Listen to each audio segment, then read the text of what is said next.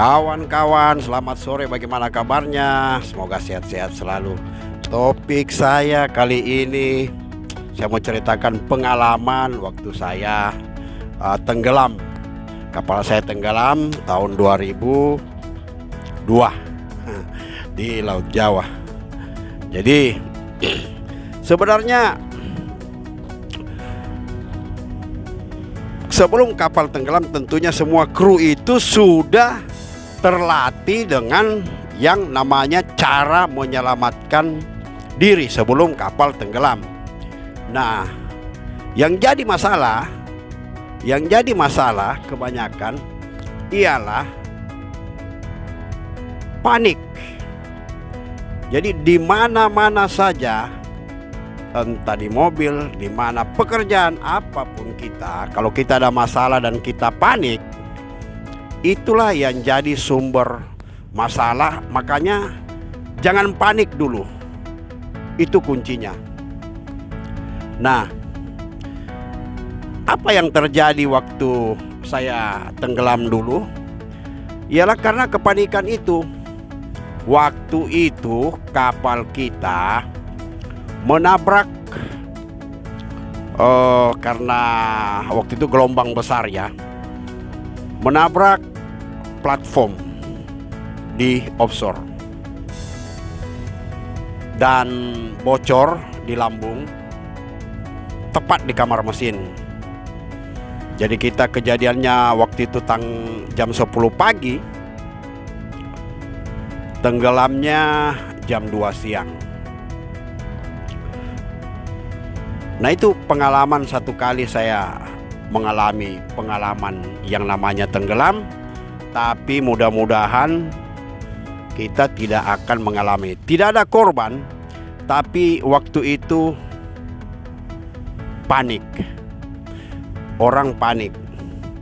Saya menelepon ke bridge atau ruang kemudi di atas. Orang sudah rebutan platform. Padahal ini orang latihan, suka latihan. Tapi karena panik ya begitulah.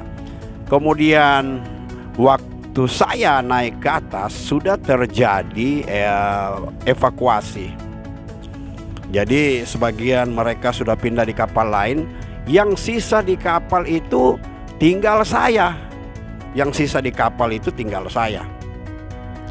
Atas kejadian itu kami diadili di Pengadilan Pelayaran Jakarta atau di Sunter. Nanti saya akan ceritakan juga itu pengalaman waktu kami diadili masuk Pengadilan Pelayaran.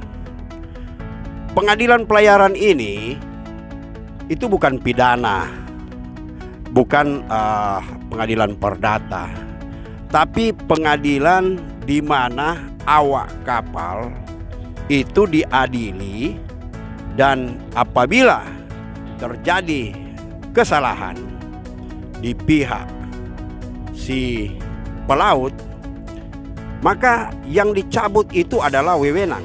Misalnya kapten, dia tidak boleh lagi menjadi kapten. Kalau chief officer, dia tidak boleh lagi menjadi chief officer, dan seterusnya. Begitupun kepala kamar mesin, dia tidak boleh. Jadi yang dicabut itu adalah wewenang.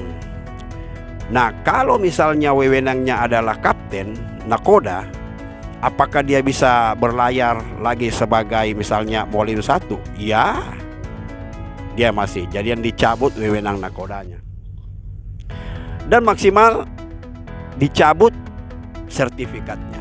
Jadi total tidak bisa lagi bekerja. Waktu kami diadili di sana, tentunya itu juga untuk mengetahui bagaimana asuransi bisa mengganti kapal yang tenggelam tersebut.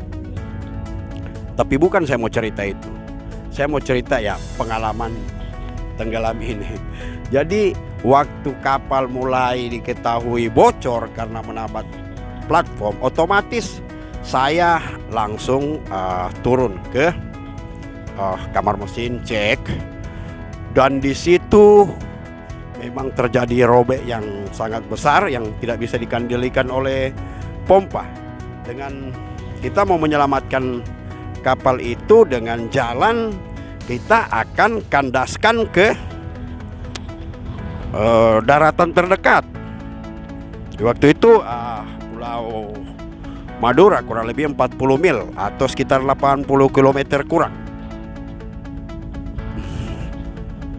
Begitu satu kru yang tidak panik, yang siap membawa kapal ke darat.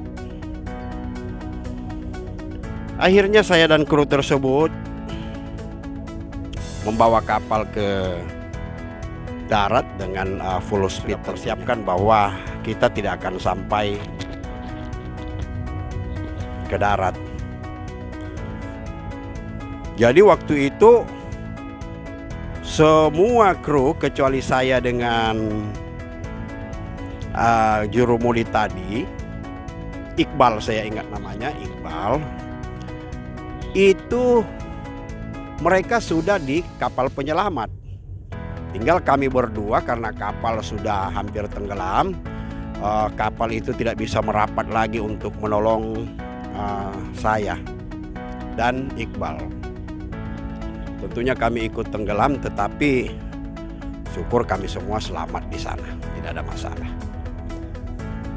Nah,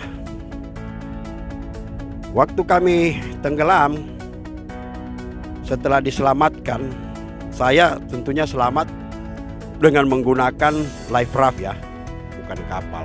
Kemudian diangkat oleh kapal dan dibawa ke anjungan,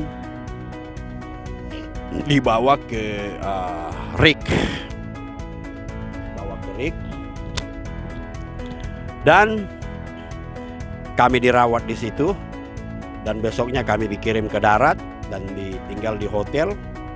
Kemudian pihak asuransi mewawancarai kami dan juga tentunya setelah itu kita ke pengadilan Mahkamah Pelayaran. Jadi waktu itu firasat saya, namanya kita ada kejadian ya. Saya malamnya itu punya firasat tidak enak, kok susah tidur. Ya, firasatnya begitu aja. Ini satu malam sebelum tenggelam. Jadi memang sudah waspada saya waktu itu. Ada apa ini? Kemudian saya tertidur sebentar dan mimpi kayak kapal terbakar. Ternyata kita tenggelam. Tentunya Tuhan menolong kami semua. Dan ibu saya juga panik mendengar bahwa kami tenggelam di kapal Golden waktu itu tahun 2002. Dan mereka taunya tinggal saya sama Iqbal, kru yang belum bisa turun dari kapal. Itulah pengalaman yang seumur hidup saya gitu. Ya mungkin juga tidak semua pelaut mengalami. Saya tidak bisa membayangkan waktu itu. Jadi orang tenggelam itu walaupun engkau pintar berenang, engkau juara, memang yang bikin orang meninggal bukan karena dia tidak tahu berenang, karena memang pasti capek dan kram, otot-otot apa semua. Ya memang walaupun kita pintar berenang, juara renang, tetap akan mati juga kalau tidak ada yang tolong ya di laut. Tapi kalau kita sudah di life raft tadi, ya kita tentunya kemungkinan besar selamat karena ditolong. Di situ ada alat-alat penolong, ada makanan yang cukup, tentunya ya dipergunakan dengan sehemat mungkin sampai pertolongan datang. Tapi hari itu ya memang pertolongan cepat juga datangnya. Nah, setelah pengalaman tenggelam itu, kami tentunya diistirahatkan oleh perusahaan, dan perusahaan juga bersyukur karena tidak ada korban. Tapi dengan pengalaman tersebut, saya mengambil kesimpulan bahwa walaupun setiap saat kita drill tentang cara menyelamatkan diri, tentang bagaimana kalau terjadi kebakaran atau kapal tenggelam, yang jadi masalah itu adalah kalau panik. Semua yang sudah dilatihkan, yang sudah pernah merasakan pelatihan, dengan sendirinya seperti buyar itu karena kepanikan itu. Jadi memang kita jangan sampai panik lah. Moga aja bagi kawan-kawan saya yang lain tidak pernah mengalami apa yang namanya tenggelam. Iya, tapi saya sudah mengalami, dan memang benar-benar kalau ditanya apa trauma, tidak. Saya tidak trauma. Makanya 2002 sampai sekarang saya masih tetap bekerja seperti biasa, ya.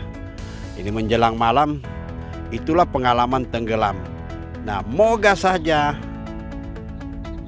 cerita kita di sore hari ini agak menghibur, menambah pengetahuan bahwa apabila terjadi sesuatu, yang pertama jangan panik. Karena kalau panik, pasti semua buyar. Tidak di mobil, tidak di kapal, tidak di manapun. Kebakaran, kalau panik, pasti semua nggak ada yang jadi. Itu aja yang saya mau sampaikan. Selamat sore menjelang malam, dan kita jumpa lagi nanti di cerita yang